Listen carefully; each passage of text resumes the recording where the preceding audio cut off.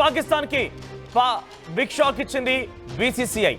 Pak cricket పైన పహల్గామ్ ఉగ్రదాడి operation Sindoor effect పడినట్టు కనబడుతోంది. ఇకపైన పాకిస్తాన్ తో క్రికెట్ ఆడేది లేదని తేల్చి చెప్పింది బీసీసీఐ. ఈ ఏడాది సెప్టెంబర్లో జరిగేటువంటి ఆసియా కప్ నుంచి బీసీసీఐ వైదొలినట్టు తెలుస్తోంది. ఇప్పటికే ఆసియా క్రికెట్ కౌన్సిల్ కి ఈ విషయం పైన సమాచారం అందించింది. త్వరలోనే అధికారికంగా కూడా ప్రకటించే అవకాశం కనబడుతోంది.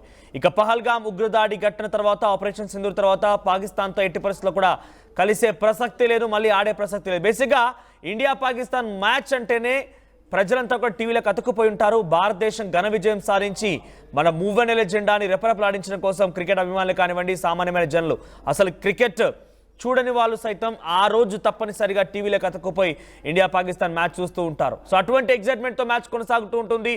ఈ పాకిస్తాన్ ముష్కర్లని, పాకిస్తాన్ పిచ్చి కుక్కల్ని తరిమి పారేయడం, పాకిస్తాన్ పైన భారత్ విజయం సాధించడం అందరూ కూడా చూసేందుకు చాలా కుతూహలాన్ని, చాలా ఎగ్జైట్మెంట్ని చూపిస్తూ ఉంటారు.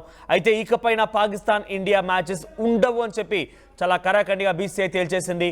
సెప్టెంబర్లో ఆసియా కప్ ఉండగా దాంట్లో మేము పాల్గొనడం లేదు అంటూ కూడా బీసీఐ చాలా కరాఖండిగా తేల్చేసింది.